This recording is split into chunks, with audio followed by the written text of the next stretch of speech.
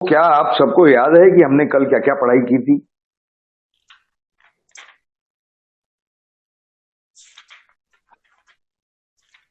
Please, anyone? Yes, sir.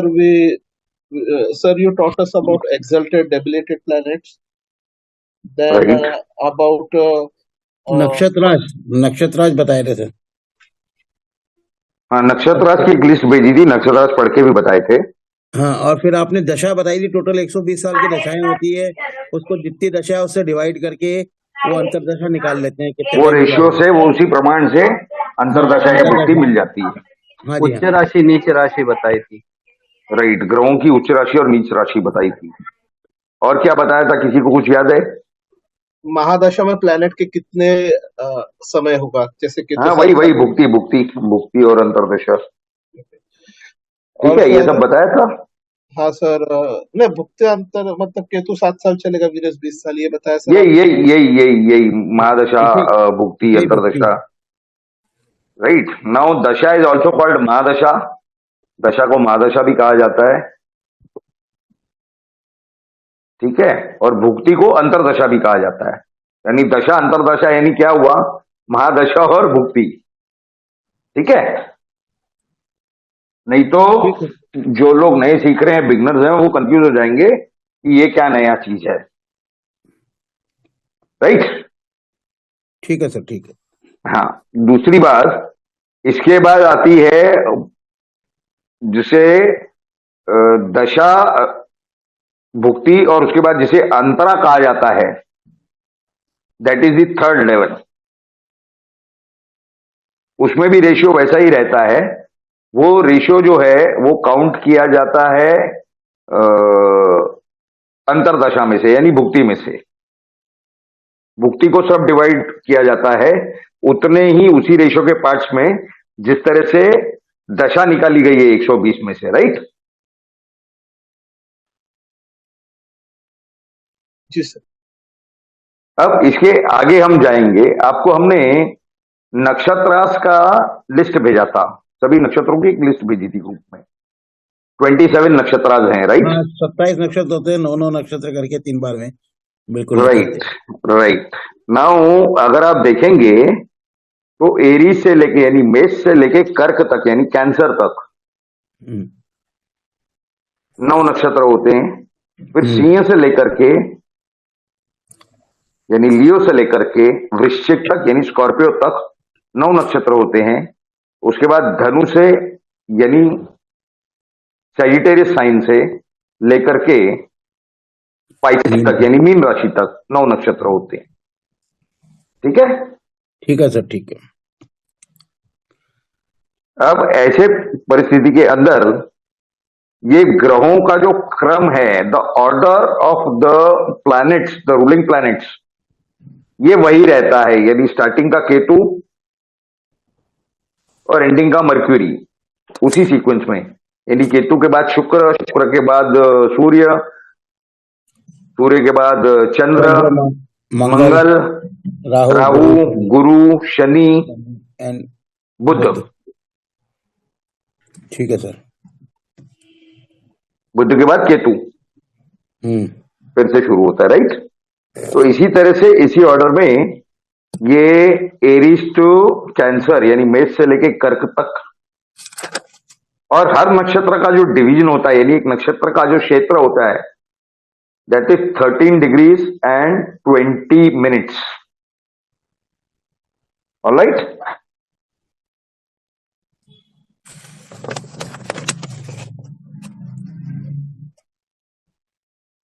Thirteen degrees और 20 minutes, 20 minute.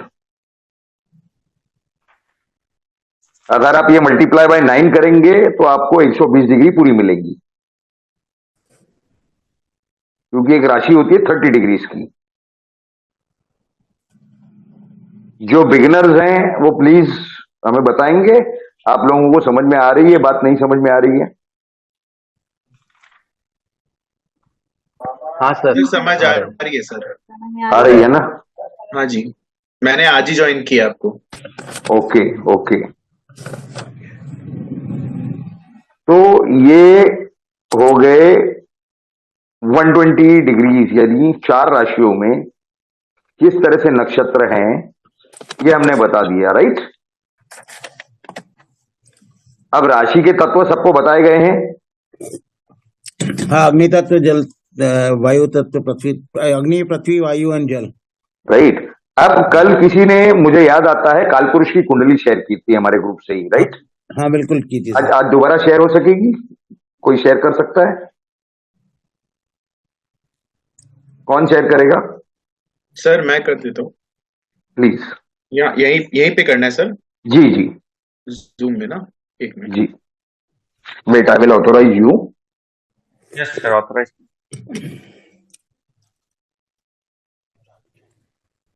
Yes, अभी आप शेयर कर सकते हैं। एक सेकंड सर।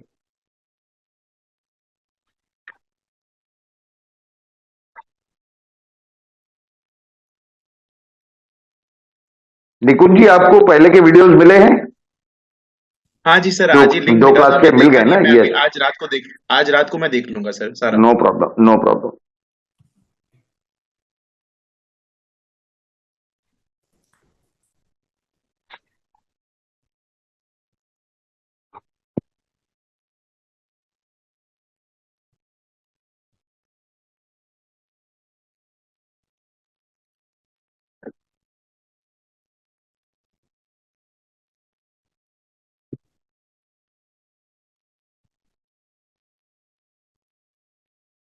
सर दिख रही है? यस, या ऐसे थोड़ा सा जूम आउट कर दूं थोड़ा? थोड़ा सा जूम आउट बस। अब ये सभी को दिखाई दे रही है? हाँ जी sir. Everybody is able to see? Hmm. अब इसमें हमने कल एक उदाहरण लिया था कि मान लीजिए कि ये किसी व्यक्ति की कुंडली हो, तो पहली राशि जो है उसका राशि lord, zodiac sign owner Mars है, मंगल, बराबर। हाँ जी, हाँ, मेष का, मेष का। मंगल है।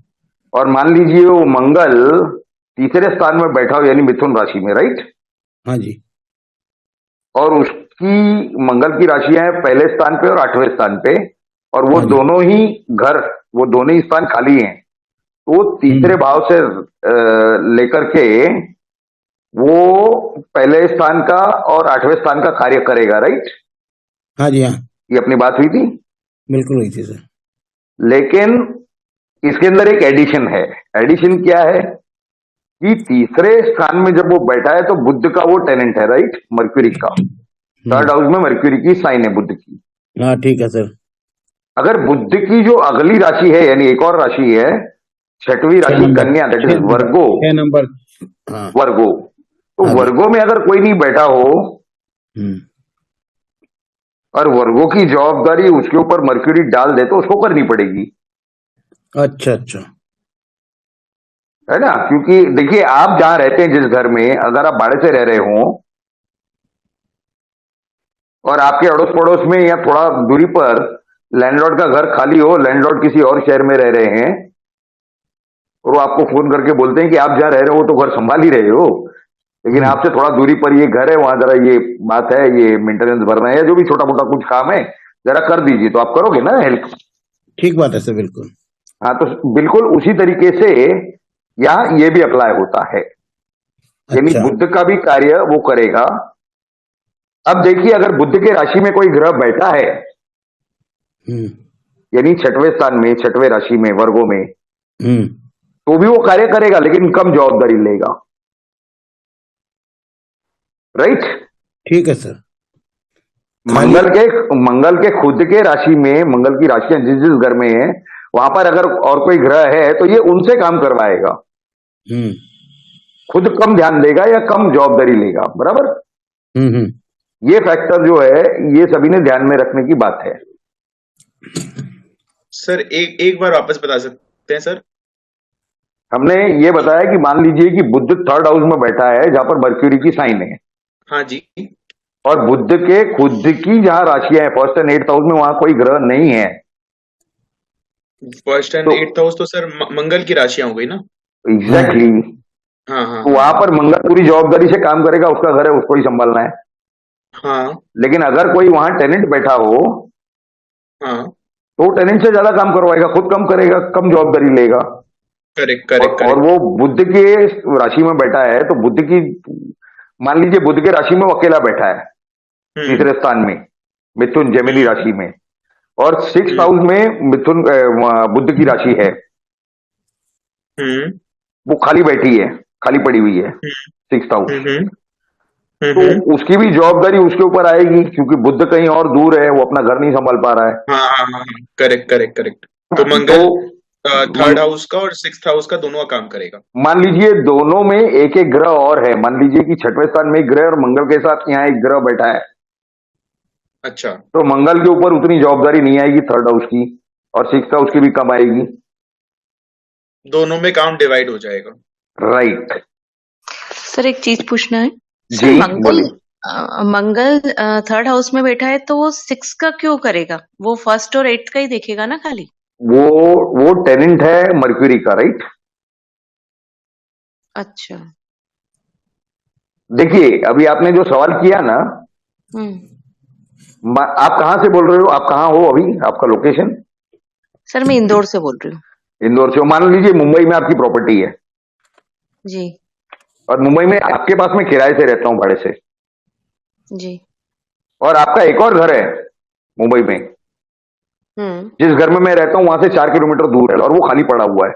अब आप इंदौर से तो वहां आओगे नहीं ना करने, अब मुझे रिक्वेस्ट करोगे ना फोन करके, जरा देख सकते हो क्या भैया प्लीज, जरा ऐसे ऐसे प्रॉब्लम है, या वहां के लाइट का बिल भरना है, जरा आप ये कर लो, मैं यहाँ से पैसे ट्रांसफर कर लूंगी आपको।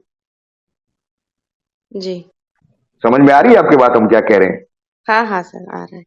हाँ, तो वैसे ही है, अगर वहां कोई टेनेंट होगा तो आप उसी को बोल दोगे सीधा, अब हमको क्यों बोलोगे? ठीक सर।